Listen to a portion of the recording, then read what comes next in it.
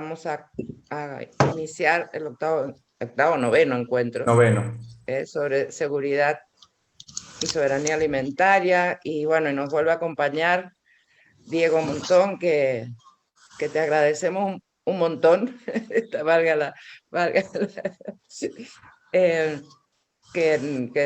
la complicidad que tenés con la fundación y el compromiso con la diplomatura en este momento, digamos, tan importante, este tema, ¿no? Hablábamos recién, en el cual el precio de los alimentos no hace más que aumentar y que realmente el hecho de comer saludable se ha vuelto un lujo absoluto, ¿no?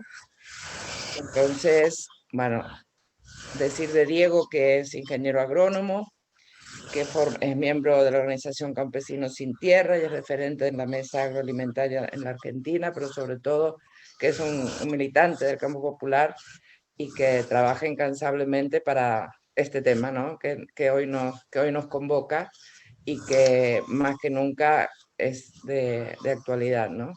Así que bueno, Diego, muchísimas gracias y esperamos, aquí estamos ya grabándote.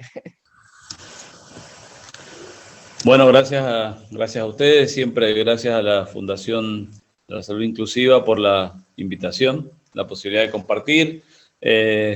Un tema que para nosotros siempre lo decimos y lo comentábamos recién, es central desde la perspectiva de la salud, desde la perspectiva de la economía, desde la perspectiva del desarrollo con inclusión, desde la perspectiva del cambio climático. Es un tema central, pero que muchas veces, o la mayoría de las veces, invisibilizado, justamente porque hay importantes negocios detrás, y es por eso que agradecemos siempre la posibilidad de debatir con personas que les interesa el tema y sumar algunas perspectivas. Así que, como siempre, un gusto. La idea va a ser hacer una exposición, comentar algunas cosas, para que después, terminada esa exposición, podamos hacer intervenciones, preguntas, opiniones, debates, ¿no?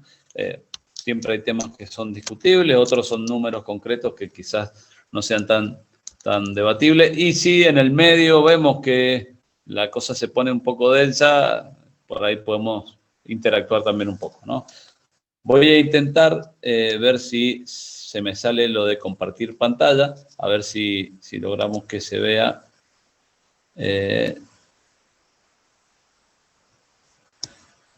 A ver si es una aplicación. Bien. ¿Ahí la están pudiendo ver?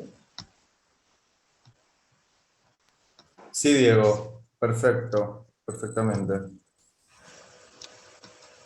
Bien, perfecto. Entonces,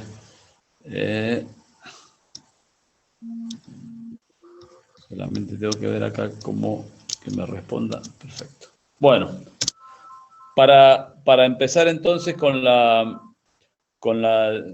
reflexión, partir de un momento que quizás hoy lo podemos visibilizar mucho mejor que incluso el año pasado, a pesar de que ya había muchas de estas cosas que se venían profundizando.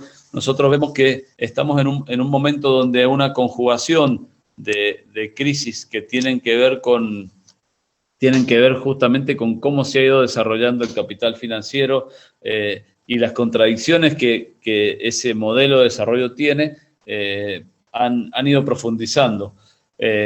Tenemos, para mencionar, esa conjunción de crisis que se dan a nivel global y algunas de las cuales quizás en nuestro país, por el rol geopolítico que ocupa, se agudizan un poco más, ¿no? La crisis alimentaria, sobre lo cual vamos a volver en un ratito, porque hace justamente al eje central de la discusión en torno a la soberanía alimentaria, a la seguridad alimentaria. Hace más de 30 años que esto está en la agenda de la gobernanza internacional, pero hoy tenemos en el mundo más de 2.000 millones de personas con inseguridad alimentaria. agravado por cerca de 800 millones de personas que están con el flagelo de la obesidad y otro tipo de enfermedades de malnutrición y de reacciones alérgicas, incluso de afecciones en los sistemas de inmunidad que están directamente asociados con la mala nutrición, y ahora lo vemos a su vez de alguna forma profundizada por el aumento sostenido de los precios de los alimentos que luego de la pandemia, en lugar de, como quizá algunos esperaban, disminuir o estabilizarse, ese ascenso de los precios se profundizó y por lo tanto hace que muchas más personas estén con dificultades de acceder a una alimentación saludable. A eso le sumamos la crisis climática, que también es innegable y que está muy asociada a justamente cómo se ha ido concentrando y desarrollando el sistema alimentario y sobre todo la lógica de la logística y comercialización de los alimentos en función de los combustibles fósiles y todo la demanda que tiene de derivados de combustibles fósiles para el packaging y además la descomposición de muchos alimentos. Por lo tanto, siempre decimos son dos crisis que están que dialogan mucho. La crisis económica que no desarrollamos en este momento, pero que obviamente tiene que ver con el desequilibrio que el mundo financiero y la globalización provocó en todo el sistema económico, el hecho de que la moneda única del intercambio del mercado internacional sea el dólar y que nadie controle justamente qué relación tiene el dólar con la producción y el comercio global, están incidiendo directamente. La crisis energética, que tampoco es directamente motivo quizás de lo que hoy vamos a charlar, pero que hace a una dinámica de consumo de energía que es muy superior a lo que el planeta puede recuperar, lejos de estar en una dinámica de sostenibilidad, y donde además los patrones de alguna forma de ejemplo de desarrollo, como por ejemplo el modelo norteamericano, tiene una dinámica de consumo de energía que si el mundo completo, entero, consumiera la misma cantidad de energía por habitante que Estados Unidos, hacen falta, según estimaciones, 5 planetas Tierra al año para abastecerlo. Todas estas crisis hoy nosotros las estamos viendo directamente reflejadas en la coyuntura nacional, y todo esto, quizá la novedad de los últimos años, ha tenido que ver con una evidencia de una crisis de la política a nivel global, que tiene que ver con que la socialdemocracia o quizás las democracias como están percibidas no están logrando resolver justamente las contradicciones y las consecuencias de esta crisis, y por lo tanto se avanza en un peligroso desprestigio de los sistemas políticos, lo cual, bueno, es un combo complicado. La pandemia, como decimos, quizás en algún momento tuvimos la esperanza de que todo lo que mostraron los pueblos, sobre todo en términos de solidaridad, en términos de acompañamiento, en términos de pensar en el otro, tuvimos la expectativa de que pudiera ser un cambio o un punto de inflexión en función de cómo venían todos estos temas que estamos hablando evolucionando. Sin embargo, nuestra lectura es que todo lo contrario, la pandemia les permitió a los sectores corporativos, fundamentalmente a las corporaciones transnacionales y a los bancos, profundizar este esquema de concentración, y la situación post-pandemia es mucho peor a lo que había antes. Incluso se está esperando ahora el nuevo informe de Naciones Unidas sobre la inseguridad alimentaria, y ya se sabe que los datos van a ser preocupantes. Y en ese contexto está la guerra de Ucrania, que hoy escuchamos mucho que casi todo lo que nos ocurre es culpa de la guerra entre entre Rusia y Ucrania y el rol de la OTAN y todo ese conflicto geopolítico. Nosotros siempre decimos, quizás el enfoque debiera ser entender que esas guerras suelen ser consecuencia de cómo estas crisis se vienen agudizando y cómo el sistema entra en una situación donde la salida comienza a ser nuevamente la violencia, ¿no? En términos de la disputa geopolítica. Justamente es una guerra en la cual se conecta la crisis alimentaria y la crisis energética fundamentalmente, ¿no? Siempre vamos viendo lo que nos dicen las recetas neoliberales, ahí son unas preguntitas que pusimos, pero en general vemos que desde las respuestas oficiales, y aquí hablamos desde organismos hasta estados, gobiernos, no estamos viendo que aparezcan propuestas concretas para enfrentar estas crisis, y en el marco de esto es que nosotros creemos que se enmarca la discusión de la soberanía alimentaria. Esperen que estoy viendo. Ahí está. Bueno, yendo concretamente a la discusión nuestra, que tiene que ver con la crisis alimentaria, un debate que se empezó a imponer con la globalización, aunque habíamos tenido ciclos de esta discusión, tiene que ver con que si la alimentación es un derecho humano o un negocio. De esto las Naciones Unidas habían avanzado mucho, porque ya el derecho a la alimentación está consagrado entre los derechos humanos. Ya por la década del 50 se consagra el derecho a una alimentación adecuada e incluso existen muchísimos instrumentos internacionales que fueron basados justamente en cuáles son los mecanismos de los estados para garantizar ese derecho. Sin embargo, con la globalización, con ese quiebre que implica lo que tiene que ver con la hegemonía del capital financiero sobre el resto de los sectores productivos, lo que aparece es un debate en términos a cómo resolver esa crisis alimentaria, ¿no? Y lo que empiezan a plantear los lobistas del agronegocio, de la agricultura industrial, es que para que terminemos con el hambre en el mundo, lo que hace falta es que el alimento sea un gran negocio para que las grandes empresas se dediquen a aumentar la productividad y a desarrollar tecnología justamente para aumentar la productividad en torno a los sistemas agrícolas. Y ahí se empieza a hablar entonces del agronegocio y este concepto de que primero el alimento es un negocio, es una mercancía, y a partir de eso, esto está muy asociado a toda la teoría del derrame. A partir de eso, entonces, va a haber un derrame en función de un excedente de alimentos que va a permitir terminar con la crisis alimentaria. Esto es un debate que se inicia, un lobby que se inicia a fines de los 70, se profundiza en los 80 y, por supuesto, con la caída del muro, empiezan a haber muchas más condiciones para instalarlo. Recordemos que de la mano de la globalización arranca toda la teoría del fin de la historia, y con el fin de la historia se empieza a hablar también del fin del campesinado. ¿Qué significaba esto?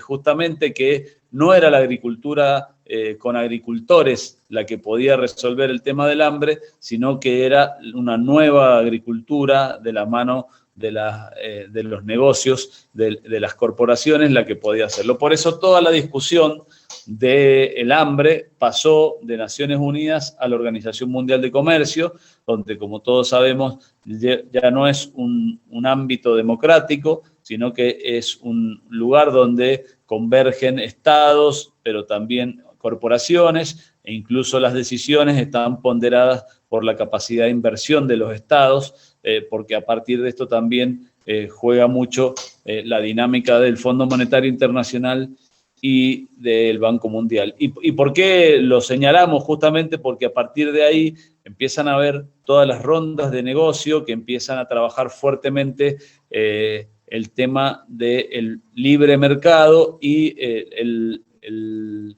desguace de todas las políticas de los estados en torno a la regulación y control del flujo de los alimentos. Esto ya estamos en la década de los 90, las corporaciones empiezan a tener mucha más capacidad de incidencia, de lobby y de derribar las políticas del Estado y de instalar entonces esta idea de que el libre comercio, el libre mercado, sin estados que regulen, sin estados que intervengan, es lo que va a permitir que las empresas multipliquen la producción, ¿no? Ese proceso, y no vamos a desarrollarlo mucho ahora, pero estuvo acompañado entonces de un cambio del rol y de quienes financiaban la investigación en la agricultura.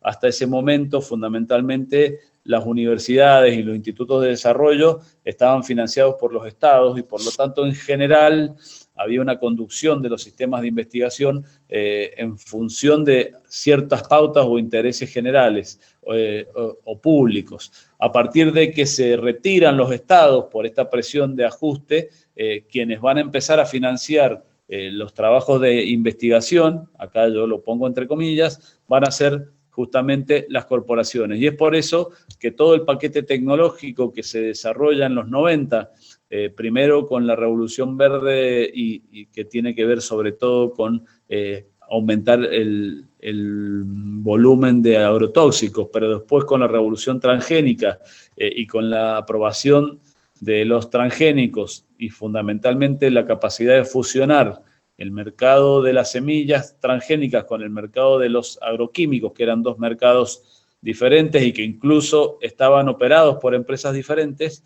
eso es lo que va a hacer un cambio drástico en los sistemas alimentarios. Toda la información que utilizaron los estados para aprobar esas tecnologías fueron información de trabajos que proveían las propias corporaciones y que incluso a veces hacían universidades, o en nuestro país, por ejemplo, gente o sectores del INTA, pero que eran financiados por estas corporaciones y en la mayoría de los casos son ensayos y experiencias de plazos muy cortos. No me quiero extender acá, pero por ejemplo, los efectos que tiene el glifosato en ratas, ¿no? Que son en laboratorio que tienen que ver, por ejemplo, con los fetos y los problemas de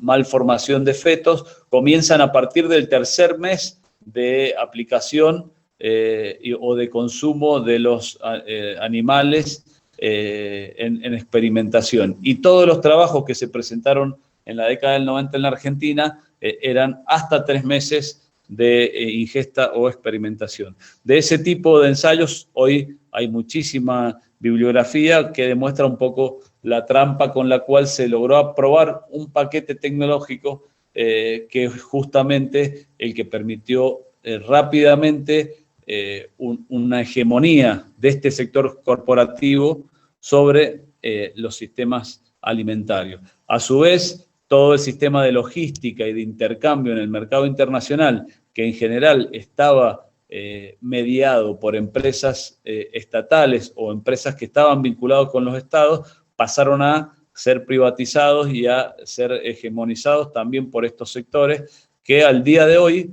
están controlando la producción de los insumos, el paquete tecnológico y el desarrollo de ese paquete tecnológico en los países, y después también están controlando el flujo y el intercambio comercial en el mundo, con una situación, ya avanzamos, disculpen, pero acá hay un par de datos que son interesantes, que también tiene que ver con una estrecha relación con el sector financiero. De esa manera lograron que muchos de los productos tradicionales del mercado de alimentos, fundamentalmente los granos, se conviertan en commodities, es decir, que sus precios no tengan que ver con la oferta y la demanda, sino por lo que dictan las bolsas de valores, y esto está asociado a que esas corporaciones están fuertemente vinculadas societariamente con los grandes bancos también. Entonces hay toda una hegemonía de los sistemas alimentarios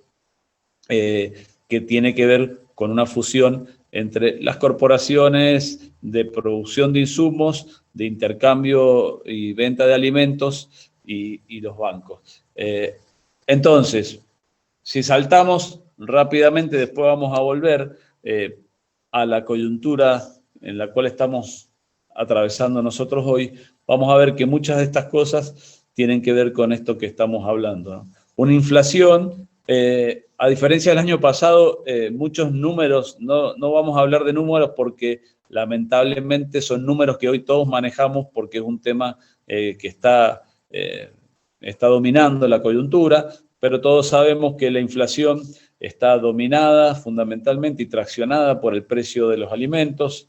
Todos sabemos también que hay una alta demanda de energía, que tenemos déficit de energía y que también la energía tiene precios muy altos y están dolarizados. También sabemos que tenemos escasez de divisas y todo el tema de los mercados paralelos e ilegales que tenemos y la fuga de divisas. Pero ahí me detengo un momento, después lo vamos a replicar, a retomar.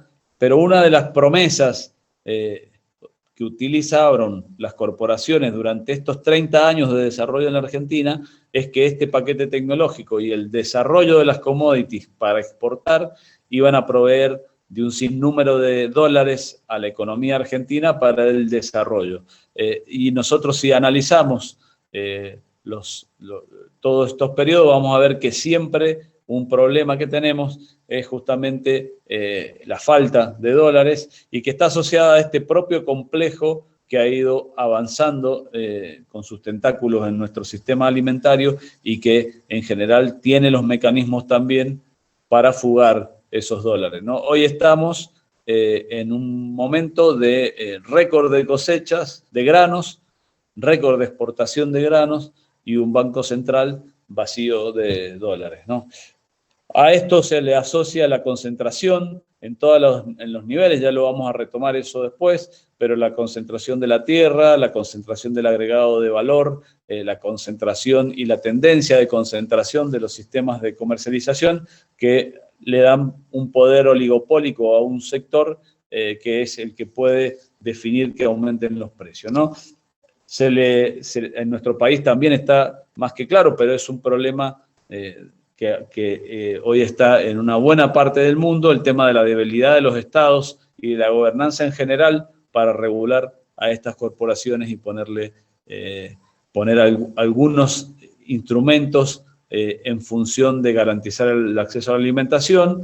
Y contra esto, la fortaleza de las corporaciones, que incluso son mucho más poderosas que lo que eran en los 90 y que han logrado construir un bloque hegemónico entre bancos, corporaciones, medios de comunicación masivas, sectores del Poder Judicial en todas las regiones y que les da justamente una capacidad de juego importante.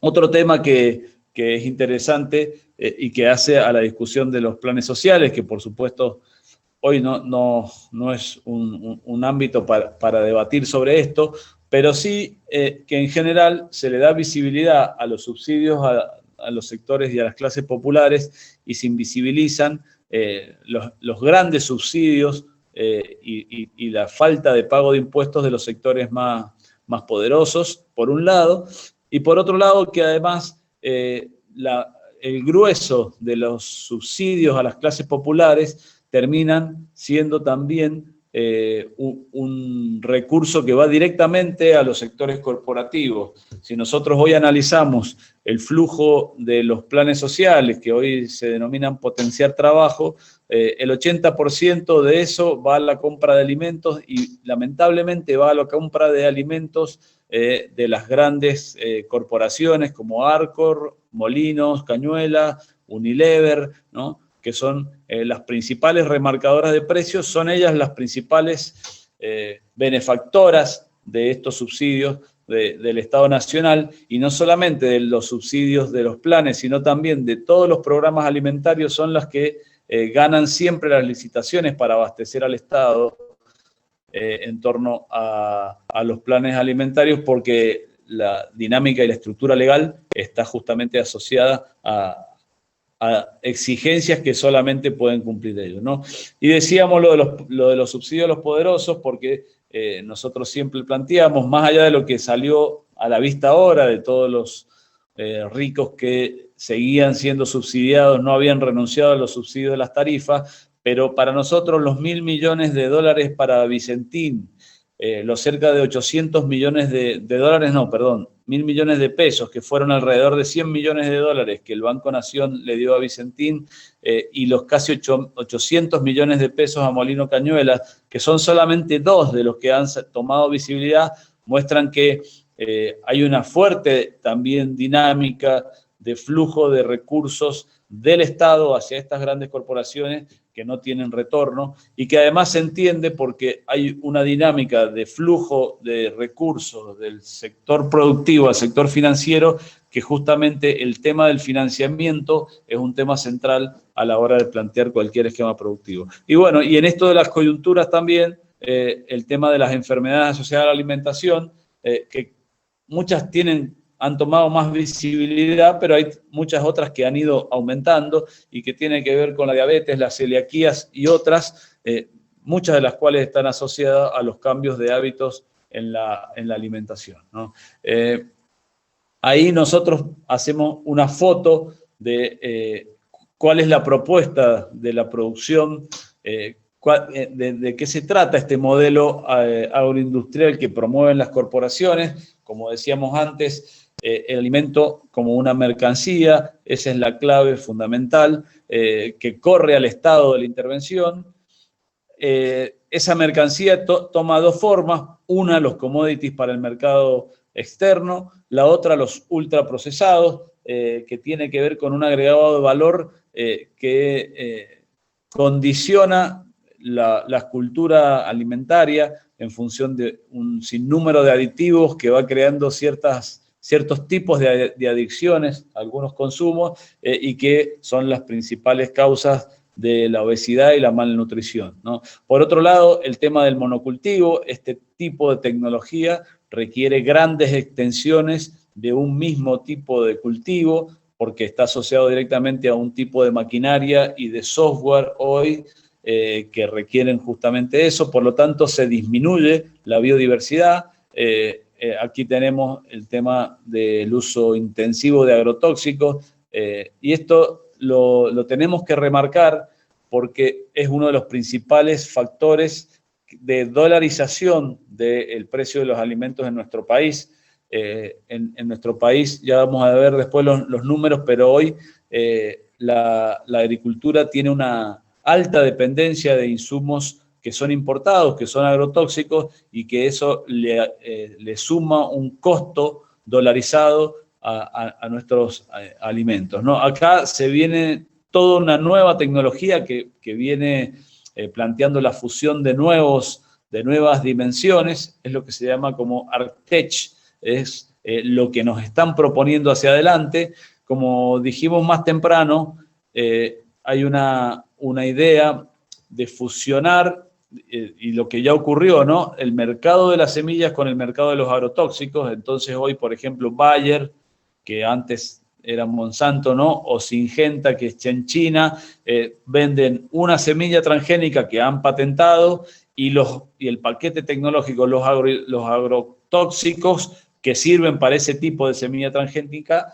venden las 2 cosas. Lograron fusionar esos 2 mercados, pero lo que se viene ahora es que se fusiona también con la máquina que lo va a hacer. Entonces las grandes industrias de maquinaria vienen cada vez más relacionadas con estas corporaciones, y a su vez se le suma la tecnología digital de software y de hardware. Acá hay un camino hacia la fusión, por ejemplo, con Microsoft, y tiene que ver entonces con que vamos a tener muy poquitas, pero megacorporaciones que van a fusionar la dimensión química, mecánica, de tecnología, ¿no?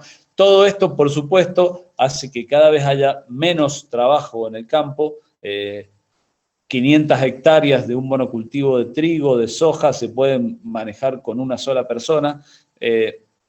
Además, hay grandes distancias porque todo lo que hace a los commodities recorren muchísimos kilómetros. Hablamos de 10.000, 20.000, 30.000 kilómetros con el impacto que tiene en los costos y en la crisis climática, y después muchísimos desperdicios, ¿no? Hoy la FAO vuelve a plantear que se están perdiendo por descomposición el 45% de los alimentos que produce el sistema agroalimentario global, ¿no? Y eso en función fundamentalmente de la especulación y de esta dinámica que hace que los alimentos recorran muchísima distancia y que si no son comercializados se desperdicien. Por lo tanto, cuando nos dicen que es necesario de acá a cierto tiempo duplicar la producción de alimentos para que todas las personas puedan acceder, nosotros decimos en realidad lo que necesitamos son logísticas más racionales y desperdiciar menos, ¿no? En esto, por supuesto, la especulación y el desperdicio son parte de la valorización financiera. Y todo esto está asociado, por supuesto, a un alto nivel de conflictividad que está en el marco de las disputas que se van dando, que hacen a los desalojos en el campo, que hacen a los desplazamientos, que hacen a las privatizaciones. Nosotros en la Argentina venimos en un proceso de cada vez mayor concentración de la población en las ciudades, con todo lo que eso implica, y fundamentalmente en el AMBA, y con un campo cada vez más despoblado, ¿no? Y en esto otro elemento importante para mencionar de cómo funciona esta lógica corporativa para dominar el sistema alimentario, y en esto Argentina es uno de los países que lidera esta estrategia, tiene que ver con la normativa que ha ido siendo funcional a las corporaciones y que ha ido poniendo en la clandestinidad a la producción cooperativa, a la producción campesina, a la agricultura familiar. ¿A qué me refiero con esto? Que cada vez se exigen con mayor exigencia los distintos ítems para la aprobación, por ejemplo, de salas de faena, por ejemplo, de salas de elaboración de distintos productos de la agricultura. Estamos hablando, por ejemplo, de lo que se exige para comercializar la leche y para pasteurizarla, o para hacer una mermelada, o para hacer un tomate triturado, o para faenar un pollo, o para faenar un chivo o una vaca. Todo esto hoy tiene en nuestro país un sinnúmero de normativas que son irracionales e imposibles de cumplir para una pequeña y una mediana industria. Y no tienen un sentido lógico cuando se habla justamente de pequeña y mediana escala. Sí, quizás las tendrían cuando estamos hablando de grandes escalas. Por ejemplo, no es lo mismo que una pyme o una cooperativa faene 100 chanchos semanales que una mega granja que puede llegar a faenar 3.000 chanchos semanales. Y no es lo mismo también criar 50 madres de cerdo que tener en un galpón 3.500 madres, ¿no? Entonces, esta situación se ha ido profundizando. El tema de la leche quizás es uno de los temas, uno de los procesos más interesantes para analizar esto. Hoy, por ejemplo, en más de la mitad de los estados de Estados Unidos está permitida la comercialización de la leche cruda. Esto implica la leche sin pasteurizar, como se hacía en la Argentina en la época de nuestros abuelos. Directamente el tambero puede ir y ofrecer la leche, y cuando uno la recibe en su casa, la hierve. Una leche que no está pasteurizada, lo peor que puede pasar es que se corte, es decir, no hay un riesgo a la salud.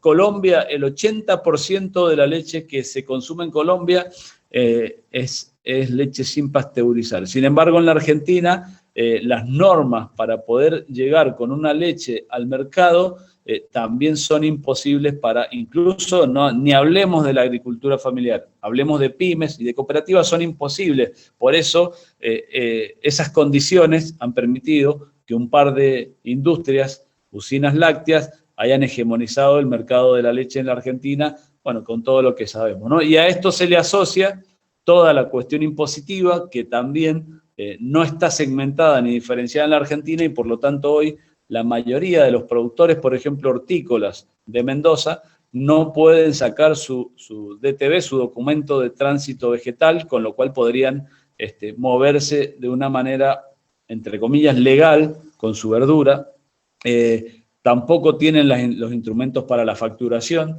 y son todos dispositivos que han ido excluyendo a una buena parte de la producción de alimentos, dándole más espacio a los sectores corporativos. Bueno, aquí no sé si se alcancen a ver algunos números, porque me quedó un poco chico, pero estos son datos de que lo voy a compartir después, es un atlas de los sistemas alimentarios. Acá muestra un poco la concentración de los distintos niveles. Es una cuestión global estos datos, pero después esto lo podemos ver en los distintos gráficos de lo que pusimos como bibliografía, ¿sí? Para no marearnos. Ahora, lo que sí es importante saber cómo entre 4 y 5 grupos corporativos están controlando el tema semillas, están controlando el tema agrotóxicos, están controlando el tema del mercado, están controlando el tema de los agregados de valor de la agroindustria y están controlando el mercado. En este caso, también lo vamos a pasar rápido, esta publicación la van a tener, no se preocupen, pero es también el embudo de los hipermercados, que ha sido el flagelo que hemos empezado ahora a tener con mayor alerta, porque vienen condicionando cada vez más y ampliando cada vez más. Perdón, Diego, que te interrumpo un momentito. Es que las diapositivas no las estás pasando. Ha quedado la primera diapositiva todo el tiempo. Entonces Okay. no estamos viendo ni los datos, ni el atlas, ni nada. Perfecto. ¿Ahí sí? Es que había varias personas en el chat y yo misma que digo, no, las diapositivas. Perfecto. Gracias. ¿Y ahora Perdona. sí? Ahora sí, sí, perfecto. No, entonces, claro, he sido yo que cuando le puse para que se vean como presentación no se han ido viendo, ¿sí? Pero bueno, si ahora se ven, seguimos con esta, ¿sí? ¿Están viendo una que dice consecuencias del tema de la tierra? Sí. Bueno, bien, eran solo datos de la tierra, ganancias. Bien. Eran datos para ver un poco cómo en cada país de la región también la tierra está súper concentrada.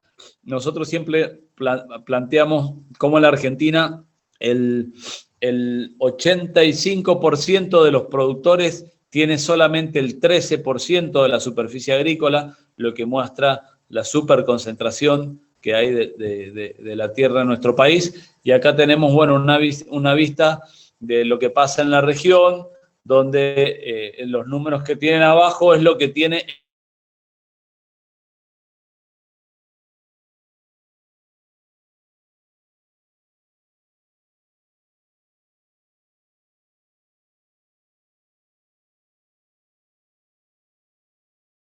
Diego, está 9%. muteado, no sé, algo va a pasar. Estoy muteado. Ups. Ahora se oye de nuevo. ¿Ahora me escuchan? Ahora sí. Bien. Esto, la tecnología no es lo mío. Vuelvo a la imagen.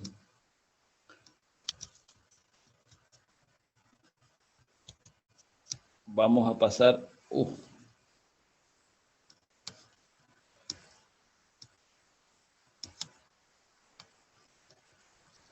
Un segundito.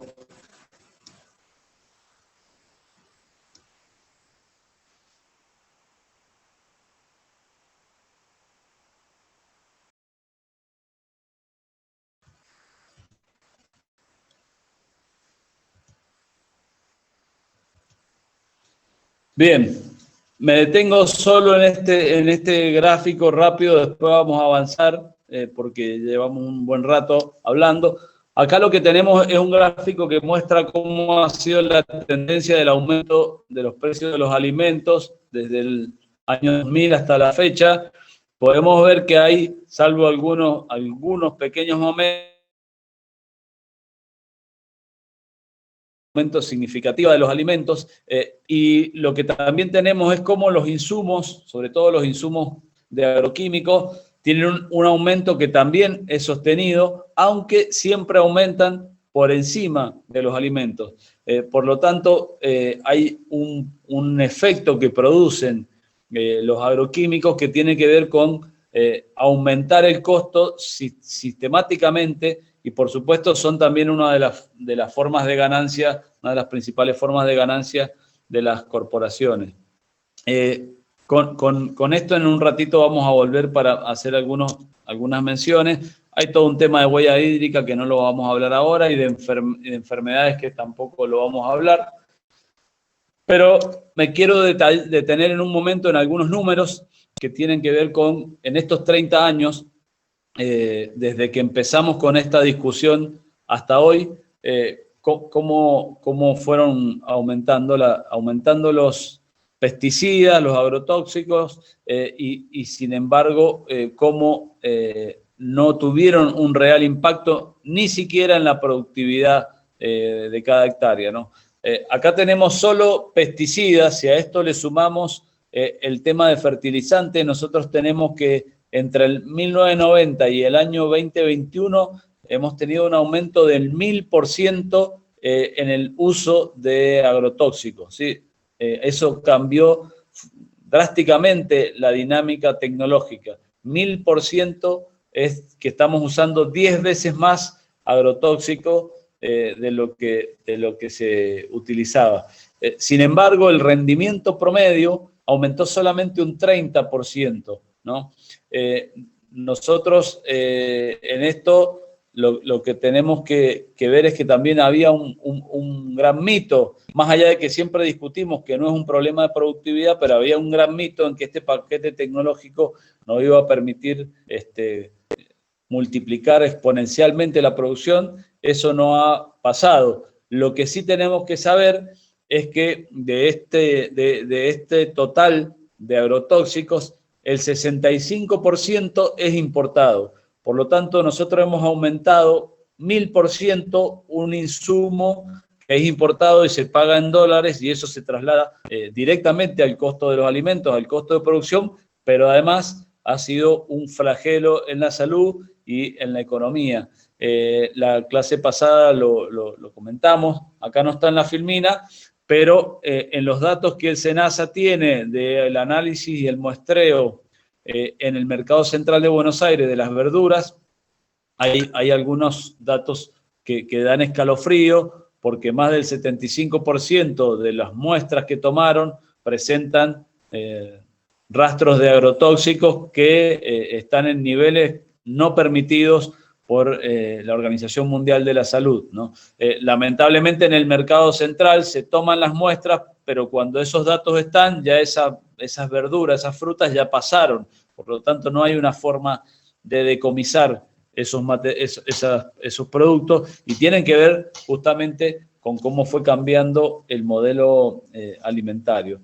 Hoy cerca de 500.000 litros por año de agrotóxicos se utilizan en la Argentina, ¿no? Bueno, algunas cosas entonces de lo que nosotros queríamos para ya pasar a la discusión de soberanía alimentaria, era ver... ¿Podría hacer una consulta sobre el punto anterior? Así no pasa de largo. Sí, claro. El modelo así planteado, estimativamente, ¿ustedes cuánto piensan que puede llegar a sostenerse con esa carga de pesticidas, de agrotóxicos, siendo que después las malezas se ponen resistentes, se desertifica el suelo, etcétera, etcétera? ¿Qué estimación hace? La verdad que no sé si se podría hacer un modelo de cuánto es lo que queda. Nosotros lo que vemos es que las crisis ya empiezan a emerger. Antes, hace 20 años atrás, por ejemplo, eran temas donde incluso con compañeros y compañeras de sectores progresistas y populares eran temas de discusión, ¿no? Hoy, por ejemplo, el glifosato, el Roundup, se está usando con dosis 3 veces más concentradas que las que se usaban en los 90, porque ya justamente han aparecido una serie de especies que son resistentes y que por lo tanto los productores tienen que aumentar la dosis, ¿no? Además, se está viendo un grave problema de fertilidad en los suelos y un importante problema de contaminación de las napas. Nosotros creemos que hoy ya es un sistema que está en crisis, pero fundamentalmente además porque políticamente está empoderando a un sector que está privando al pueblo de poder acceder a los alimentos, ¿no? Creemos que ese es el la principal debilidad, aunque también cada vez hay mayor conciencia del impacto que tienen los agrotóxicos en la salud. Creo que ese es uno de los temas quizás más importantes, lo hablamos el año pasado, la importancia también de poder empezar a correlacionar un montón de afecciones en la salud que tienen que ver con los agrotóxicos, tienen que ver con la acumulación de agrotóxicos en sangre y que muchas veces no aparece eso en la causa de esas afecciones. Es una cosa que el grupo de médicos de pueblos fumigados ha avanzado mucho. Hoy sí hay muchos más trabajos en ese sentido, pero bueno, creo que ahí todavía nos queda un desafío importante, ¿no? ¿ibas a decir algo? No, quería sumar eso, que lo que sería la Pampa Gringa, lo que le llaman al sur de Córdoba, tiene por encima de la media nacional un 30 al 40% en casos de cáncer. Se da en esa zona particularmente. Exactamente, eso está correlacionado fundamentalmente con, en la Pampa Gringa, con el impacto directo de la fumigación. Sin embargo, hay otro estudio más que interesante del INTI, de lo que tiene que ver con el análisis en el AMBA de la leche materna de muchas mamás, y aparecían con con rastros de, no me acuerdo el porcentaje, pero era muy alto de agrotóxicos en la leche, y no son mamás que estén expuestas a la fumigación, por lo tanto es agrotóxicos que venían directamente con la alimentación, ¿no? Por lo tanto, hay muchísimo para poder empezar a correlacionar e investigar. Yo siempre digo, si alguien se anima, se hace un análisis de orina y es 99.9% seguro que van a tener glifosato en la orina, y esto lo vienen haciendo actores, actrices, investigadores, políticos que lo han hecho, a todos. Bueno, quizá uno que tuvo mucha visibilidad fue Pino Solana en su momento, pero lamentablemente es una situación. Después, quizá para ahora ya sí pasar a todo lo que hay de propuesta, de esperanza y de salida a esto, pero una cuestión que también es importante debatir es la idea de solamente analizar la cuestión en torno a la productividad por hectárea, ¿no? Y sobre todo porque se hace un recorte donde se trabaja el tema de la productividad por hectárea y por año, sin analizar los procesos a lo largo de décadas o incluso de etapas mayores, que son justamente las que empiezan a tener los impactos en los suelos y en la diversidad y en la capacidad nutricional de los suelos, y por lo tanto quizás, y acá ya hay algunos ensayos en ese sentido, hectáreas que en un momento, a partir de todo este paquete tecnológico, alcanzaron ciertos récords de productividad, esa productividad la alcanzaron 1 o 2 años y después comienza a decaer. Así que ese 30% de aumento de la productividad también es relativo en función de que se mide solo un año y no un periodo más largo, ¿no? Y aquí entonces nosotros, y para empezar ya con la discusión de la soberanía alimentaria, siempre citamos a Josué de Castro, que fue geógrafo, sociólogo y otras cosas más de Brasil, de la década del 40, del 50, y él hizo un trabajo muy importante que fue geografía o geopolítica del hambre.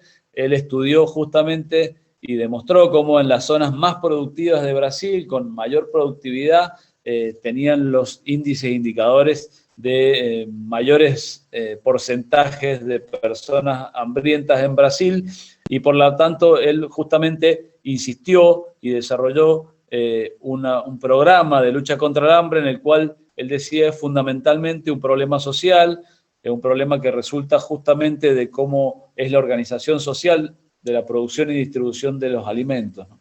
Josué de Castro fue el primer presidente de la FAO, de la Organización Mundial para la Agricultura y la Alimentación, y realmente hizo un cambio importante en la década del 50, aunque después la globalización de alguna manera se llevó puesto varios de los avances que habían en este sentido. Nosotros ahí debemos hacer un hincapié importante también en cómo en nuestro país tenemos hoy serios problemas de planificación y de organización del abastecimiento, más allá de la discusión central que tiene que ver con cuánto se puede exportar y cuánto debe quedar para el mercado interno, también tiene que ver con cuál es la logística. A partir de que las corporaciones fueron ganando espacios, se cerraron muchísimos espacios de acopio y de comercialización de alimentos en todos los pueblos, y también a partir de la proliferación de los supermercados que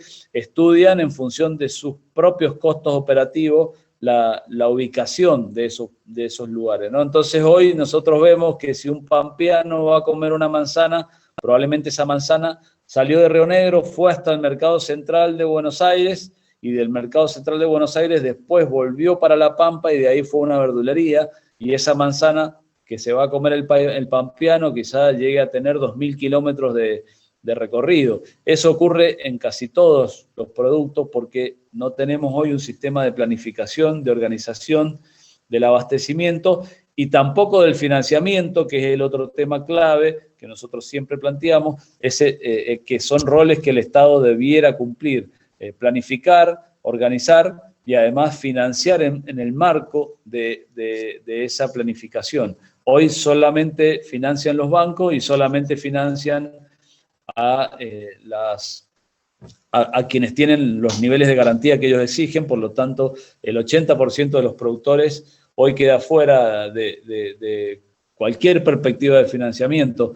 Nosotros podemos ver, por ejemplo, y no hablo de la agricultura familiar, que es un hecho, pero cooperativas de medianos productores de la Pampa gringa, que incluso producen soja, pero también cerdo, también tienen tambos, ellos no tienen hoy ningún tipo de financiamiento y por eso el nivel de desaparición de productores sigue siendo más que preocupante, ¿no? Entonces, nosotros decimos, no es un problema de productividad, es justamente cómo se reorganiza la producción, el alimento es primero un derecho, ¿no? Y en función de eso, nosotros estamos convencidos que no es el libre mercado la salida para esto. Ahí vuelvo a la discusión entonces de la soberanía alimentaria.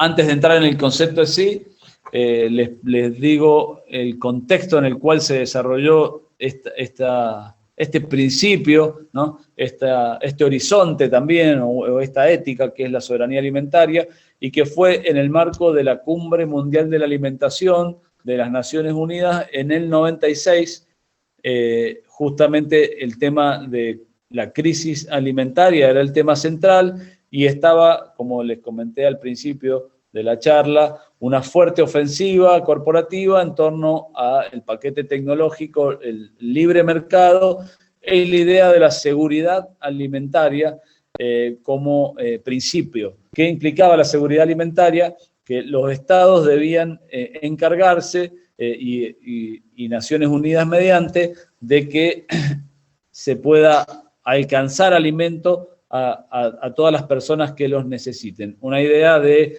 una distribución a nivel geopolítica del excedente de alimentos que además se iba a provocar a partir de esta expansión del capital en la agricultura. Y a eso es lo que la Vía Campesina, que es una organización internacional que también se gestó ahí a mediados de los 90, se opuso justamente porque se entendía que ahí se estaba planteando una falta de visión en torno al derecho a la alimentación, y por eso se opuso con un concepto propositivo que es la soberanía alimentaria, y que tiene que ver con que los pueblos tienen derecho no solamente a recibir alimentos, sino también a poder definir sus sistemas alimentarios, y esos sistemas alimentarios deben producir en función de poder no solamente alcanzar una nutrición adecuada, sino también culturalmente adecuada, en función justamente de que en general las culturas alimentarias de los pueblos están asociadas directamente a las posibilidades ecológicas de esa zona de producción, mientras que, por supuesto, la producción corporativa tiende a estandarizar el tipo de alimentos, ¿no? Y en eso venimos perdiendo por goleada en términos de cómo están desapareciendo y se están concentrando las especies y los tipos de alimentos que se van consumiendo. Entonces, fundamentalmente, la soberanía alimentaria tiene que ver con poner en el centro de la propuesta política a los productores de alimentos y a los consumidores. Tiene que ver con que son los propios pueblos los que deben poder definir los sistemas alimentarios. Esto implica cómo se produce, qué se produce, cómo se va a distribuir, qué tipo de comercio hacer, ¿no? Y tiene que ver también con la participación, fundamentalmente, de las organizaciones y de los actores diversos que componen un pueblo y que tienen intereses en función de justamente el acceso y la dinámica de los alimentos. Este concepto, cuando se planteó en las Naciones Unidas, al principio fue fuertemente rechazado. Sin embargo, actualmente es un concepto que no solamente está adoptado y aceptado, sino que está ponderado en torno a los objetivos 2030 de desarrollo sostenible y los caminos que debieran tomar los estados. Hay un avance teórico y de acuerdos en este sentido, aunque todavía no está traducido en lo que tiene que ver con políticas efectivas de los estados, ¿no? Vamos a ver. Bueno, ahí algunas cosas que también es importante. La soberanía alimentaria no es una definición que se pueda encasillar quizás a nivel académico, si bien hoy existen muchísimos trabajos y definiciones. La soberanía alimentaria hoy, por ejemplo, es parte de la Constitución de Egipto, de la Constitución de Ecuador, de la Constitución de Bolivia, de Venezuela, de Nepal, de distintos estados le incorporaron en sus constituciones y han desarrollado políticas en ese sentido. Incluso estados como India, que tiene un gobierno liberal, vienen trabajando el tema soberanía alimentaria. En el marco de este conflicto en Ucrania, por ejemplo, India prohibió la exportación de trigo de su país, cuando ellos son fuertes, son un país que juega en las ligas de los países exportadores de trigo. India, por ejemplo, prohibió directamente la exportación de trigo para evitar cualquier tipo de escasez de alimentos. Entonces, hay toda una acumulación que ya se está viendo en políticas y en academia, pero fundamentalmente la soberanía alimentaria es una propuesta movilizadora, transformadora de largo plazo, que lo que busca es poner un horizonte de lucha que permita la organización, la movilización, la unidad de diferentes sectores de una sociedad, de un pueblo, en pos de confrontar con la imposición de las corporaciones transnacionales, ¿no? Es también un instrumento que viene avanzando, como dijimos recién, como forma de dialogar con las políticas de los estados, ¿no? Y en ese sentido, ¿cómo lo podemos traducir nosotros al qué hacer, ¿no? Quizá un dato para después compartirlo, creo que no se los he compartido ahí a los compañeros que están coordinando el curso, pero hay un documento que es de Naciones Unidas, que es la Declaración de Derechos Campesinos y otras personas que trabajan en áreas rurales, Es una declaración que se discutió en Naciones Unidas durante 9 años y que se aprobó en diciembre de 2018 y que es bien interesante porque uno de los ejes de esa declaración es la soberanía alimentaria. Establece toda la discusión de nuevos derechos, fundamentalmente para la ruralidad, pero para cada uno de los derechos esa declaración establece obligaciones de los estados. Y es bien interesante porque de alguna forma es como una orientación de políticas públicas para el desarrollo rural, para el campo, que todos los estados que se asumen como respetuosos de los derechos humanos debieran seguir, ¿no? Esa lo vamos a sumar para que después lo miren, pero es bien interesante porque ahí Naciones Unidas habla de reforma agraria, habla de la intervención en los mercados, de la regulación de la exportación, del derecho al agua y de las políticas para que el agua sea un derecho. Habla justamente de las políticas para el acceso a las semillas, que no lo hemos mencionado acá, pero ha sido otra de las formas importantes de privatización de los alimentos, el tema de la privatización de las semillas.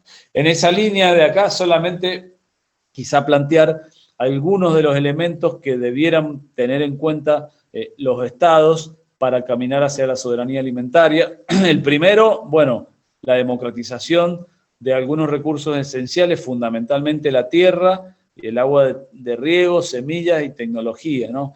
Acá hay muchísimo para hacer, como dijimos, en la Argentina y en la región hay muchísima concentración además buena parte de la agricultura familiar y de los pequeños productores tienen una inseguridad jurídica muy importante en la tierra, por lo tanto es un tema central, el acceso a la tierra y la democratización de la tierra, ¿no? La cuestión de la agroecología, que acá tampoco la vamos a desarrollar mucho, pero que tiene que ver con todo un desarrollo que no solamente se apoya en la agricultura ancestral, porque acá siempre también hago un pequeño paréntesis, la agricultura tiene alrededor de 10.000 años, ¿no? en nuestra historia, y la agricultura transgénica corporativa quizá tiene 60, 50 años.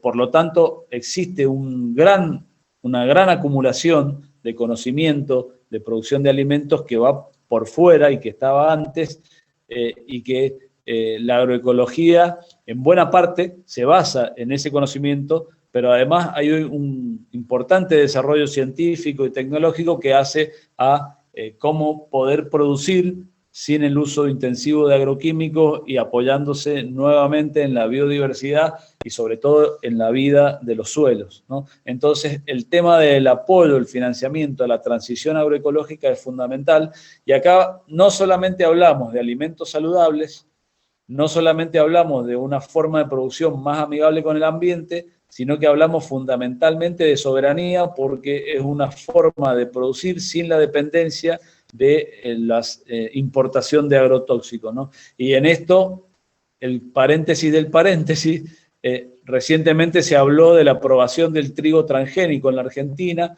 y se pondera como un avance en función de que hay una parte de la patente de ese trigo que sería de una universidad y de Bioceres, que es esta empresa de Grobocopatel, que hoy está viviendo en Uruguay para no pagar impuestos, ¿no? Pero lo que no se dice es que justamente lo que modifica el trigo transgénico es la resistencia de ese trigo al glufosinato, que es un agrotóxico herbicida que no se produce en la Argentina. Por lo tanto, es una tecnología que hace dependiente al cultivo de trigo de la importación de glufosinato y por eso nosotros decimos esa tecnología no contribuye a la soberanía alimentaria ni va a contribuir a que podamos acceder a, en este caso, harina barata y trigo barato, ¿no? Por eso la agroecología para nosotros es una cuestión central a la hora de hablar de soberanía alimentaria, ¿no? Bueno, la protección y el desarrollo del mercado local es otra cuestión central. Creo que aquí todos sabemos y coincidimos que el libre mercado es un mito. Detrás del libre mercado justamente está ese control corporativo y es fundamental que los estados tengan políticas claras de promover los mercados de cercanía, de garantizar políticas de precios acordes a los costos de producción, que eso implique un nivel de vida adecuado para los productores y un acceso de alimentos a precio justo para los consumidores. Eso es posible. Nosotros hemos desarrollado un sinnúmero de experiencias que muestran que eso es posible, sobre todo en un país donde la diferencia entre lo que se le paga al productor y lo que está en la góndola a veces va hasta el 1500%, ¿no? Y no baja de un 200%, ¿no? Bueno, la participación de las organizaciones campesinas, de la agricultura familiar, cooperativa, en todo lo que tiene que ver con la definición de políticas, y también de las organizaciones de consumidores, de la población en general.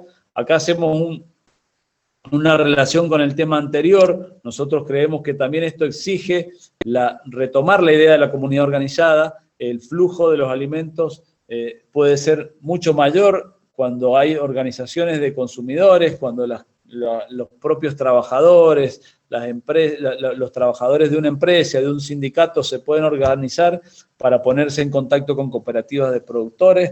Siempre recordamos que la primera cooperativa del mundo fue una cooperativa de consumo, y nos parece que ahí hay mucho por desarrollar. Aquí estamos ahora desarrollando una experiencia interesante con el SUTE, justamente, de poder aprovechar las dinámicas sociales que ya tenemos para empezar a fortalecer el acceso a los alimentos con otra lógica, ¿no? Bueno, el límite máximo a la propiedad de la tierra también a nosotros nos parece fundamental. Es algo que en la Argentina también ha perdido todo tipo de lógica, de empresas que llegan a tener 1 millón de hectáreas en un país donde existe cada vez más dificultades para el acceso a la tierra. Nos parece que es una cuestión que se debe estudiar. La reformulación del papel del Estado, como decíamos, el Estado debe cumplir un rol bien importante para planificar, para garantizar la producción, para garantizar la dinámica en todas las regiones del país, y sobre todo para tener un control estricto del comercio exterior de los alimentos, tanto lo que se exporta como lo que se importa, y además con un fuerte programa de desarrollo de agregado de valor de pequeñas y medianas agroindustrias que estén insertos en los lugares de producción de alimentos, en el campo, que vuelvan a generar trabajo en el campo. Con esto también la cuestión de que el Estado debe garantizar los stocks reguladores de alimentos saludables. Esto tiene que ver con que quizá puede ser la forma de una empresa estatal, quizá una empresa mixta, una SAPEM, pero no puede dejar el Estado liberado al libre mercado el tema del stock de alimentos en el mercado interno, ¿no? Por eso la planificación y la transición, y como decíamos, el tema del financiamiento, que nos parece fundamental. Bien, acá, y una reflexión ya casi final, y disculpen que me he extendido, pensé que lo íbamos a poder hacer más rápido esto, pero si nosotros concebimos que el alimento es un derecho, entonces estamos convencidos de que quienes producen alimentos en este marco son productores que cumplen un servicio esencial, y por lo tanto, si cumplen un servicio esencial, tienen que estar protegidos y tienen que estar acompañados por el Estado, como pasa, por ejemplo, con el transporte, que está subsidiado, la electricidad, que está subsidiada. Por eso nosotros creemos que la soberanía alimentaria requiere de esa concepción, de que el Estado debe subsidiarlo, justamente para que el pueblo argentino pueda acceder a alimentos saludables a precio justo, y que los alimentos saludables no sean solamente de un grupo de privilegiados conscientes que puede pagarlo, ¿no? Por eso la idea del Estado asumiendo otro rol, que pueda planificar la demanda, que pueda acompañar la siembra con insumos, y que pueda acompañar los mercados. Y en ese lugar ubicamos nosotros el rol que pueden cumplir los diferentes programas de asistencia del Estado, ¿no? Bueno, para no darle mucha más vuelta, porque se nos va a hacer largo, muchas de estas cosas que hemos estado acá nosotros planteando las estamos desarrollando, por supuesto, a una escala pequeña, a una escala de lo que podemos hacer las organizaciones. Nosotros desde la Mesa Agroalimentaria Argentina hemos estructurado corredores logísticos para intercambiar producción. Si ustedes van al almacén campesino que nosotros tenemos en el centro, van a poder ver que ahí hay quesos de una cooperativa de Córdoba, y como hay frutas que vienen de cooperativas del norte, y hay productos que hay de Buenos Aires, y así en los mercados de otros lugares hay producción de nuestras cooperativas. Venimos trabajando justamente en un fuerte programa de transición agroecológica. Hemos tenido resultados muy, muy importantes en cuanto a poder avanzar en la transición y mantener la productividad que los productores tenían y los ingresos que los productores tenían.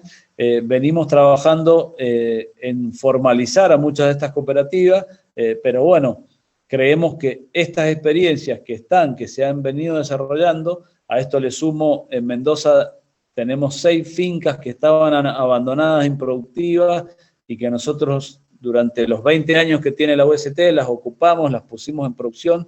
Hemos demostrado que hay muchas cosas que con decisión política y que con un pueblo organizado son posibles de masificar, y es por ahí para nosotros el camino para lograr la soberanía alimentaria. Lo dejo hasta ahí y disculpen que me extendí demasiado.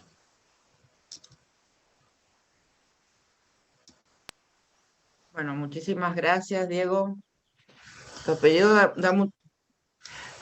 da juego para agradecerte un montón y para decirte que sabes un montón también sobre la primera parte. Quizás ha sido una visión para mí al menos apocalíptica, ¿no? En el sentido de decir, o sea, cómo enfrentamos todo esto, ¿no? O sea, cómo enfrentamos las grandes corporaciones con esa dinámica que mostraste desde la semilla hasta el software, ¿no? O sea, cómo está todo interrelacionado en las grandes corporaciones, ¿no?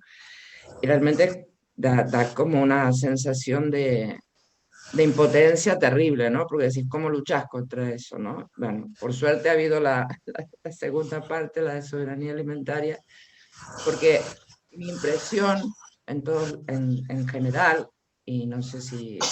es que siempre son experiencias como muy minoritarias, ¿no? Y como muy... las experiencias, digamos, de producción soberana, ¿no? Como muy minoritaria, y aquí te quería hacer una pregunta, porque, o sea, todos sabemos que entre lo que se le paga al productor y lo que después está en la góndola, ¿no? Lo que vos decías, mínimo el 200 y puede llegar a ser el 1000 o más por ciento más. Pero en el caso de las verduras y las frutas frescas, esto no sucede así. O sea, suelen ser más caras, ¿no? Las que compras directamente al productor, ¿no? Esto porque, bueno, supongo que es porque como no usan agrotóxicos, porque una serie de cosas, entonces también cuesta más el cultivo. ¿Pero esto es así realmente o es una impresión que yo tengo? No, en el tema de las frutas y las verduras también la diferencia es muy importante. Lo que ocurre con las frutas y las verduras es que sí, no son commodities y sí tienen un fuerte impacto en la oferta y la demanda y en la estacionalidad, ¿no? Entonces, además, una cuestión que opera mucho es que si bien antes, hace 20 o 25, 30 años, sabíamos lo que era una fruta o una hortaliza de estación, y por lo tanto nosotros sabíamos lo que se comía en otoño, distinto a lo del invierno, distinto a lo del verano, y eso hacía justamente a la economía.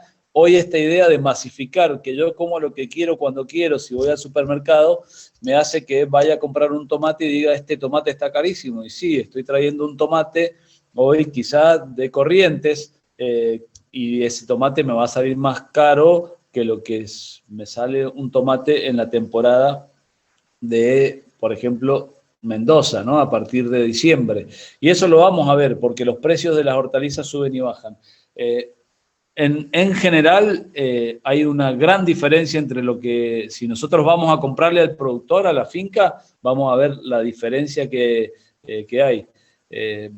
Esto también está, como decía, además de la estacionalidad, muy influenciado por la falta de planificación. El año pasado, por ejemplo, hubo una superproducción de cebolla y este año muchos productores no pusieron cebolla, falta cebolla, y por lo tanto, al faltar cebolla, ustedes habrán visto, hoy no se puede creer lo que estaba el kilo de cebolla en la verdulería, pero esa cebolla hoy está un 200% más cara que lo que se le paga al productor en la chacra hoy, ¿sí?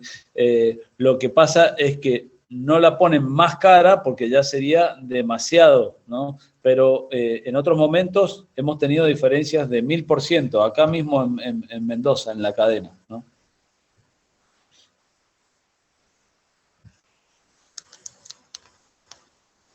Como siempre, digamos, la gente que quiera participar con comentarios, con preguntas, con aportes, o levante la mano o se apunte en el chat. Va, Liliana está levantando la mano. Te damos Bueno, la palabra, gracias. Lili. Quería saber, vos nombrabas que la Constitución de Bolivia y otros países tenían incorporado esto de la soberanía alimentaria. ¿Hay algún análisis que se haya hecho? Digamos, ¿lo están aplicando y se vio alguna cuestión que haya cambiado o todavía no? En relación al acceso a los alimentos. Bueno, ahí hay que como distintas circunstancias. Por ejemplo, el caso de Venezuela es un caso complejo en función de todo lo que ya sabemos, el bloqueo y a partir de eso una desnaturalización de todas las cadenas productivas. Pero en el caso de Bolivia, por ejemplo, sí, el acceso a los alimentos ha cambiado sustancialmente e incluso se fortaleció mucho la tradición culinaria que tiene Bolivia en función de la reafirmación de su cultura, ¿no? Para dar un ejemplo, McDonald's no está en La Paz, digamos, ¿no? Creo que es una de las pocas capitales donde no tienen un McDonald's. Pero sí, los índices de acceso y de seguridad alimentaria en Bolivia mejoraron mucho. Egipto también tiene unos índices muy avanzados y bueno, tiene que ver con que ahí hay distintas situaciones, ¿no? No siempre estamos hablando de procesos democráticos en la totalidad de su expresión, pero sí de la ponderación de la importancia de la alimentación, ¿no? Como una cuestión vital. Y sí se ven indicadores importantes, ¿no? Hay también vaivenes, ¿no? Brasil, durante el gobierno de Lula, tuvo un sinnúmero de políticas que tuvieron que ver con la intervención en el mercado y bajaron de una manera importante el hambre y hoy están de nuevo con niveles más que preocupantes de hambre en Brasil, ¿no? Ellos están volviendo a hablar ya no de inseguridad alimentaria, sino incluso de hambre. Están en una situación compleja.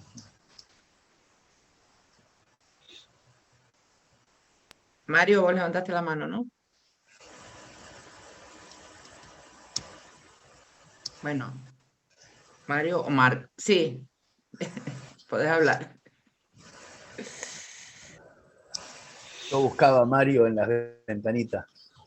Bueno, primero, Diego, nada, espectacular la exposición. La verdad me encantó. Es como que queda esa cosa de que estaría bueno que hable 10 horas, porque se puede hablar un montón de esto. O sea que, nada, vi el esfuerzo que hiciste por tratar de resumir y meter el diagnóstico y algunas soluciones.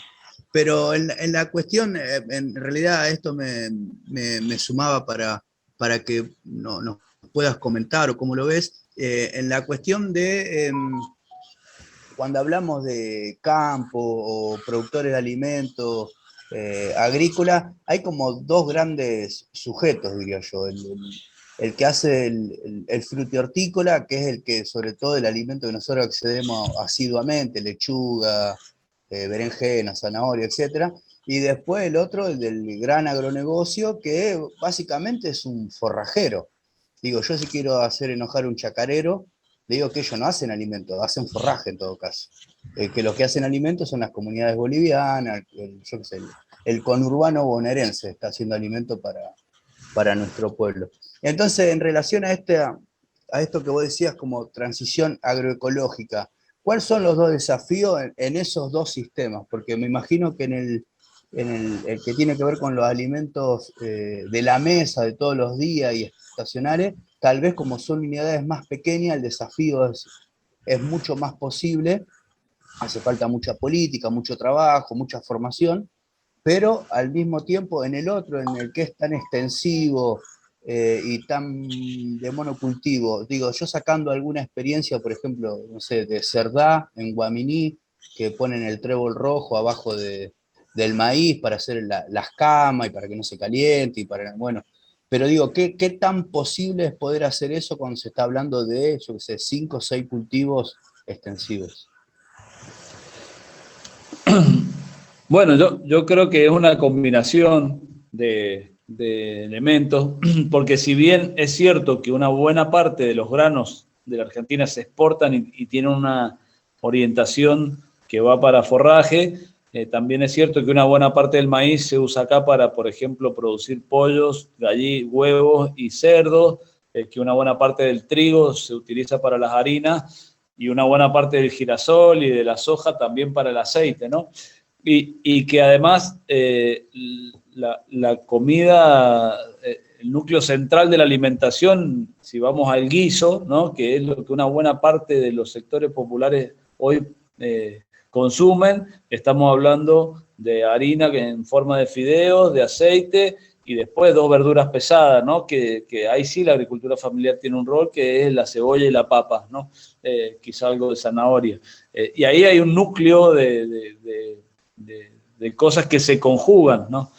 En eso también decir que no todos los productores de trigo, de maíz, de soja son grandes productores. Hay muchos todavía pequeños y medianos, hay todavía muchas cooperativas. Lo que pasa es que están fuertemente subordinadas a la estructura del agregado de valor, ¿no? A estos grandes molinos que son los que después terminan intermediando, agregando valor y poniendo el precio. Entonces ahí sí hay un desafío para primero visibilizar ese sector que en general ha quedado subordinado a la mesa de enlace, ¿no? Y que no piensan igual que la mesa de enlace, aunque a veces las políticas desacertadas sí los unifican, ¿no? Por ejemplo, nosotros trabajamos con la Federación de Cooperativas Federadas. Son todas cooperativas, la mayoría son de la Pampa Gringa, muchos producen carne o trigo o soja, pero son pequeños y medianos y su eje tenía que ver con el acopio y quizá la molienda, ¿no? También hay algunos de productores de cerdo e incluso tambos. Ahí hay un desafío que es comprender la necesidad de la segmentación de las políticas, digamos. No porque sea un productor de soja y esté en Córdoba, necesariamente está 100% subordinado a lo que está planteando la mesa de enlace, que es sobre todo una organización política, digamos. Más que gremial, la mesa de enlace es una organización política, pero no se ven todos los productores reflejados. Lo que pasa es que cuando el gobierno plantea vamos a hacer retenciones y las pone para todos iguales, de alguna manera unifica. Por eso nosotros venimos hablando de la necesidad de políticas segmentadas según justamente la diversidad de sujetos que existen en La Pampa y además en la Argentina en general. También en las economías regionales hay una gran diversidad y el Estado tiene que poder, y no es tan complicado, existen las herramientas para segmentar las políticas. A unos hay que controlarlos, estar atento que no contrabandeen, que no jueguen para otro lado, y a otros hay que acompañarlos, promoverlos y fortalecerlos, ¿no? Por ejemplo, estas cooperativas que te digo no tienen financiamiento, están siempre ahí en el límite, y hay molinos, hay marcas de aceite, bueno, hay una gran diversidad, ¿no? Entonces, fundamentalmente me parece que tiene que ver con esta línea de poder agudizar la mirada y que muchas veces también se pondera la visión que hay desde la capital, desde el Gran Buenos Aires hacia el interior del país, que incluso nosotros ya le decimos interior, ¿no? Pero no es el interior, sino es nosotros mismos a veces nos vemos como nos ven desde Buenos Aires, ¿no? De ahí habría muchísimas cuestiones, ¿no?, para hacer, pero una fundamentalmente, para mí, es el financiamiento asociado al acuerdo de precios, digamos, para todas esas cooperativas. Y en ese sentido, si el Estado tuviera una empresa de alimentos, que podría haber sido en su momento Vicentín, por ejemplo, que acuerda con los productores, le financia, pero además cuando le compra la producción, lo hace con un precio acordado. De esa manera el Estado podría también incidir en el mercado de precios.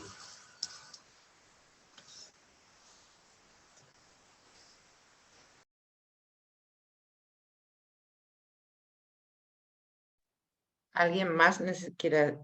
No veo manos levantadas. Bueno, aquí Juan Cruz nos pone que ver la permanente presencia del poder real en nuestra vida cotidiana. A ver, no, que crispa, ¿no? Ponías.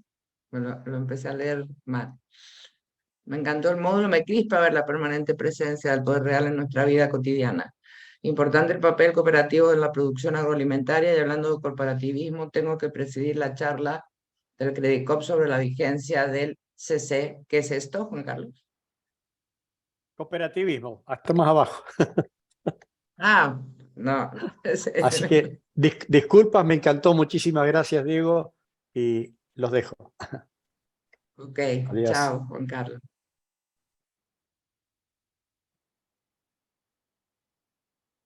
A ver, si no hay nadie que quiera preguntar, yo en la línea de lo que preguntaba Liliana también, de los países donde ha habido constituciones que están protegiendo la soberanía alimentaria, ¿hay algún tipo de estudio en los países en que no, de cuál sería el porcentaje más o menos que, por ejemplo, ustedes están trabajando en este momento en la producción de alimentos respecto de la producción total?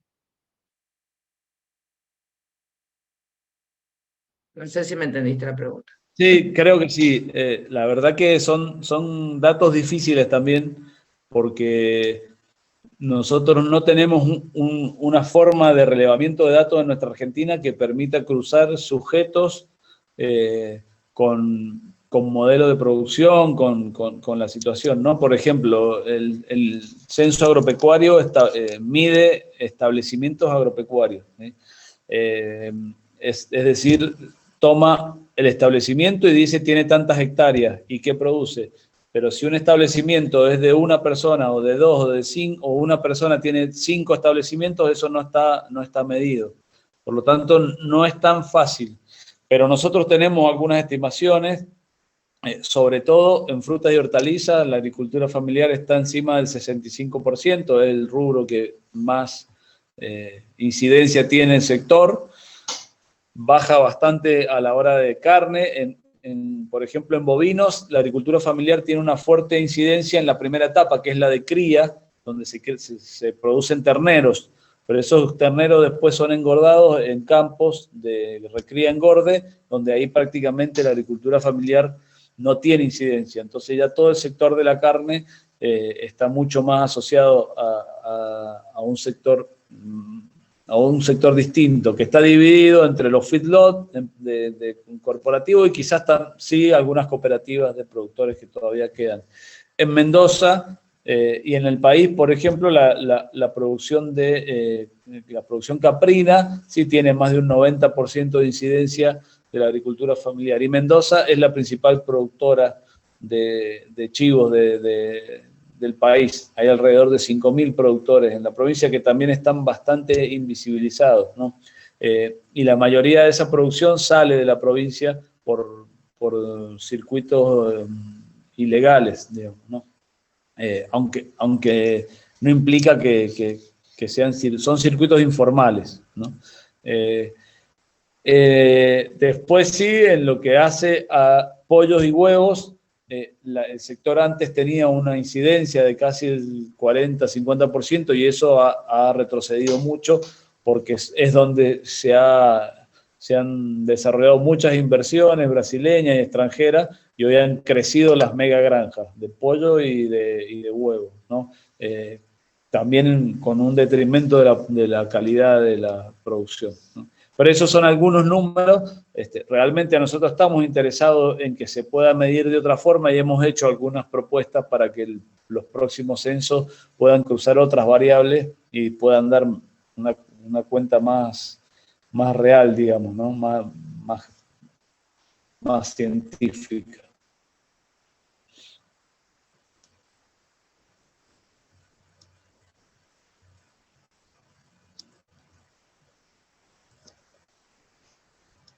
Yo, si nadie tiene preguntas, tengo otra.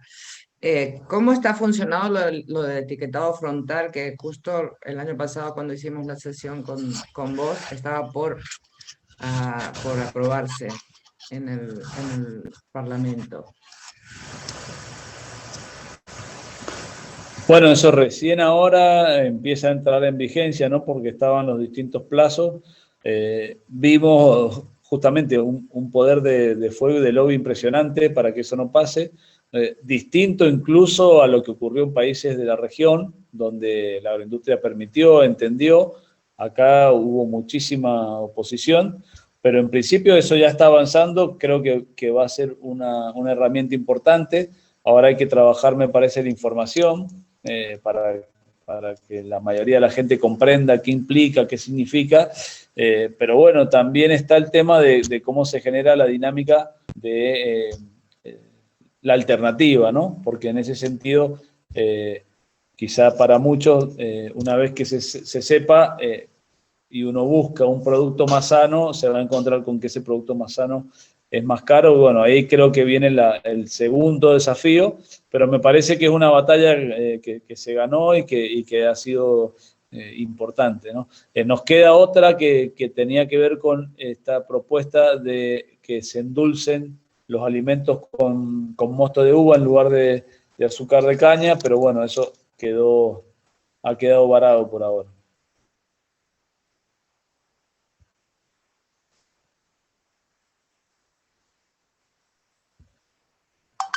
Voy a seguir preguntándote. Hiciste un comentario en algún momento y que creo que tiene que ver con esto que has mencionado del azúcar, de que hay ciertos aditivos alimentarios que provocan adicción, ¿no? Y que esto, bueno, está en el origen también del tema de la obesidad y la malnutrición por obesidad. ¿Te referís a esto, por ejemplo, a cambiar el tipo de sustancia que endulce los alimentos? Y como es otros tantos, ¿no? Bueno, las azúcares y las harinas de por sí nos generan cierta, no me sale ahora la palabra, pero bueno, una necesidad de seguir consumiendo, ¿no? Pero más allá de eso, hoy existen una gran cantidad de aditivos que son distintos productos que se utilizan sobre todo en los ultraprocesados, hay galletas, alfajores, todos los ultraprocesados dulces, pero también otro tipo de aditivos para todo lo que es salado, ¿no? Los snacks, todo lo que son papas fritas, todo ese tipo de alimentos vienen con ciertos aditivos que nos dan esa sensación de querer seguir comiendo, ¿no? Hay ya bastante escrito y trabajado sobre eso, que, bueno, incluso hay debates sobre si no deberían regularse, ¿no? En función de lo que implica. No recuerdo en este momento los nombres, pero es cuestión de agarrar un paquete de papas fritas, de snack, y mirar los contenidos. Ahí vamos a ver la cantidad de aditivos que tiene, y varios de esos son los que provocan esa ansiedad de seguir comiendo, ¿no? el producto, ¿no? A eso le dicen los que genera lealtad en el consumidor. Exactamente. Adictiva. Diego, ahí la voy a tirar para el otro lado, ya que estamos, y no te tenés que ir rápido, aparentemente. Viste que yo la verdad que nada, de oído no sé nada del tema, pero lo escuché y la verdad que me dejó así como la sensación de que cuando le pueda preguntar a alguien le voy a preguntar.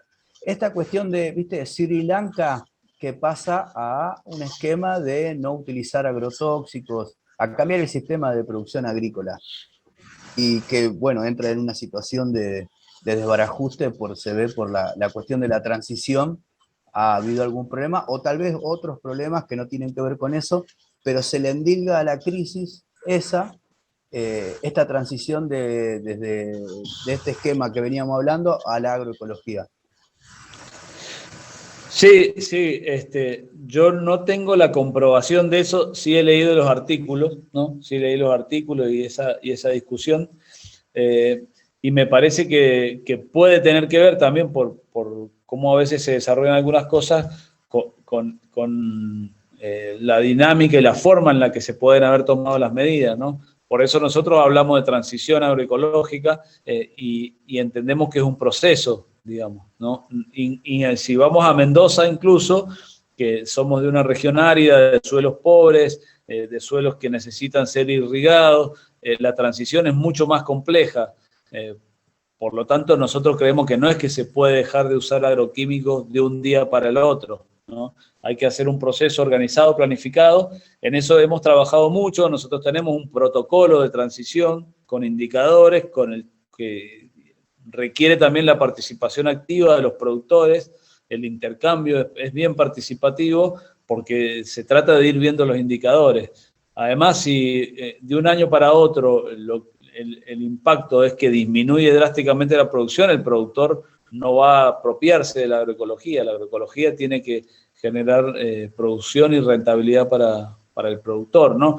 Por eso ahí siempre discutimos y le voy a poner un nombre para exagerar, ¿no? Pero hay quizá a veces una tendencia un poco hippie de entender que la agroecología es no usar agroquímicos. La agroecología es mucho más complejo que eso, ¿no? Nosotros hemos visto a veces en ferias que se venden y se dicen, bueno, estas manzanas son agroecológicas y es porque había una finca abandonada y quedaron unas manzanitas y sí, no se le ha echado químico y esa manzana no tiene químico, pero ningún productor podría vivir de esa finca porque el nivel de producción es súper bajo. Hay algunas corrientes minoritarias o que asocian la agroecología a una huertita, ¿no? Pero hay muchas experiencias, bueno, recién se citaba Cerdá, pero nosotros tenemos muchas experiencias en chacra de haber en 5, 6, 7 años disminuido drásticamente los agrotóxicos, ¿no? Pero no es una cosa de un día para otro, porque además, ¿cómo es que solamente digo 2 o 3 cosas para no volverlo una cuestión agronómica? Pero por un lado, nosotros hemos desarrollado bioinsumos que de alguna manera reemplazan en una parte a los agrotóxicos, ¿no? Que tienen que ver con sustancias fertilizantes, sustancias repelentes, que pueden ser, que se van utilizando para ir alcanzando el equilibrio biológico de un lugar. Pero después tiene que ver con poder establecer una finca que tenga una diversidad biológica importante y sobre todo con establecer un suelo vivo, digamos. Nosotros lo que hemos visto es que a la hora de poder generar la dinámica microbiológica de un suelo, el tema de la dinámica de los nutrientes en la planta tiene mucho más que ver con el ritmo de demanda de la planta. Por eso la agroecología viene dando resultados importantes, ¿sí? Porque al tener microorganismos en el suelo que liberan lentamente los nutrientes, la planta los va tomando cuando los va necesitando. Distinto es que un día le agregamos, por ejemplo, nitrógeno, ¿sí? Y es el día que la planta pudo tomar nitrógeno, tomó y se intoxicó de nitrógeno, se desarrolló con muchísimo verde y después no tiene más nitrógeno.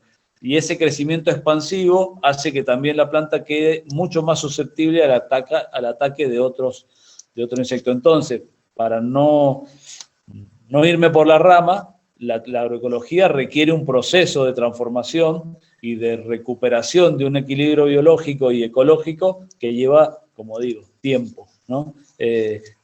Quizá en Sri Lanka, si es cierto lo que dicen esas notas, fue una cuestión política drástica y bueno, ahí podemos ver algunos resultados, ¿no? Yo te lo decía sobre todo porque, viste, estamos en la 9ª clase. En general, en las diferentes temáticas, creo que vamos a conseguir todos los que estamos acá, en general los diagnósticos finales son bastante como una distopia a futuro, que si esto se está yendo a la mierda, y lo estamos narrando de diferentes ítems, con diferentes personas que están en otros espacios, que están participando activamente, que serían los que tienen más experticia en los temas.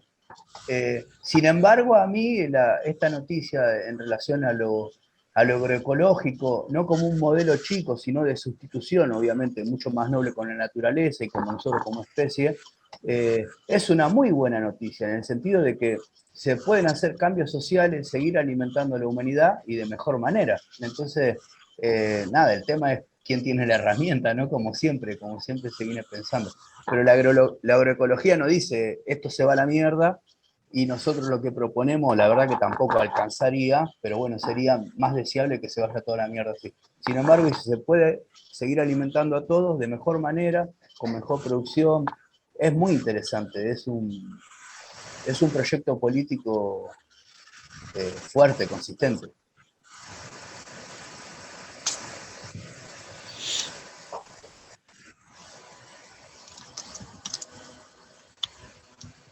Sí, habría que ver el poder real, que es lo que hace con eso, ¿no?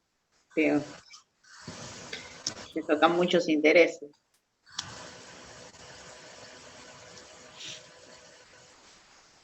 Va a seguir haciendo lo que viene haciendo. El tema es que, bueno, en algún momento, de una u otra forma, nosotros u otras generaciones, como ya se han animado, se van a volver a animar. El tema es tener proyectos claros en relación a para qué animarse, ¿no?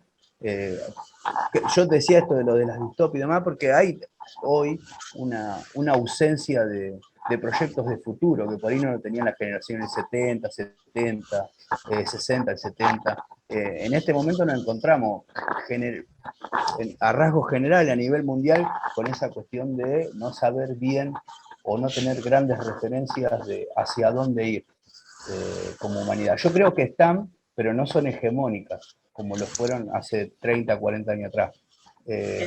Y creo que estos proyectos son los que generan esos cimientos para decir, bueno, en relación a los alimentos, de esta manera, en relación a la producción, de esta manera, en relación, yo qué sé, a muchas otras cosas, de esta manera.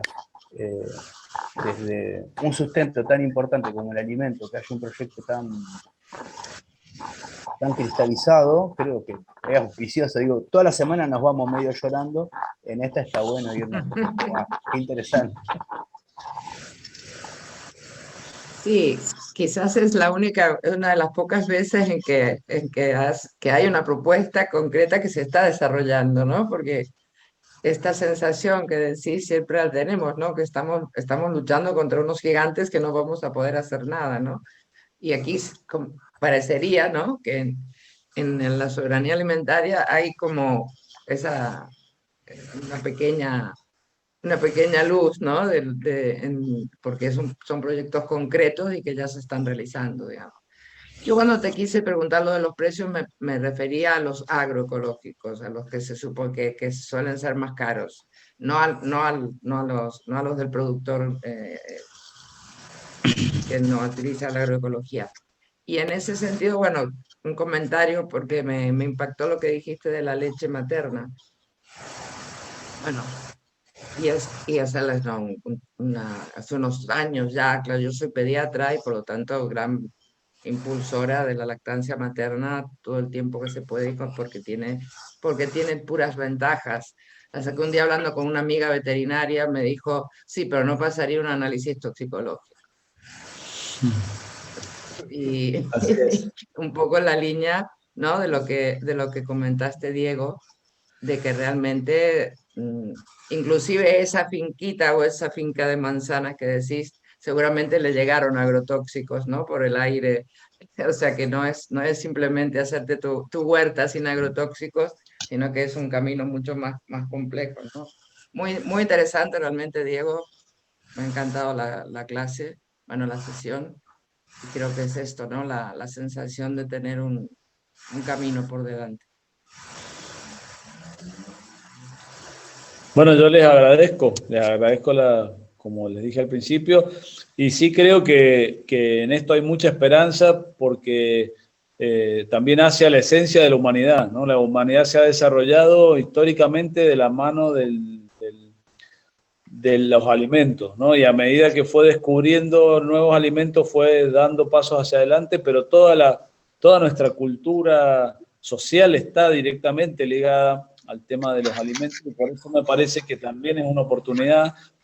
Con los alimentos se puede recuperar el diálogo entre el campo y las ciudades. De hecho, para nosotros ha sido muy significativa siempre la respuesta solidaria cuando hemos hecho algunas acciones que tienen que ver con evidenciar esto, pero también entre los distintos sectores sociales, sindicales, académicos, políticos. Creo que justamente el tema de la alimentación es un tema que puede unificar a medida que vayamos comprendiendo en qué lugar estamos y qué desafíos tenemos, ¿no? Así que eso, nosotros siempre lo trabajamos con esperanza, porque además hemos podido ver, por lo menos yo que hace mucho tiempo que estamos en esto, que es posible pensar una alimentación diferente, ¿no? Así que nada, gracias y nos encontraremos en otros lugares, ¿no? Y que y los que estén en Mendoza no se pierdan de ir al almacén campesino. Al mercado. Bueno, mercado campesino, ahí en la calle Plaza, Coronel Plaza y Mitre, en la ciudad de Mendoza, y que florezcan muchos más almacenes campesinos, Diego. Y además, o sea, comprar, o sea, esta cuestión de los consumidores también, que tenemos que ser más responsables con lo que comemos y tomamos y todo eso. Hay muchas cooperativas en Mendoza, comprarle a las cooperativas, eso me parece también que es una cuestión hasta que debería estar en la currícula, ¿no? Todo el tema del cooperativismo y toda la cuestión también de la soberanía alimentaria. Pero bueno, el chivo al almacén campesino, que es muy bueno, que tiene de todo, y a las distintas cooperativas que hay en la provincia, que fomentemos eso también. Gracias por el chivo. Bueno, muchísimas gracias a todos y a todas. Nos encontramos en 15 días. Y muchísimas gracias, Diego, una vez más. Ha sido excelente tu sesión. Buenas tardes a todos. En caso, buenas noches a todos.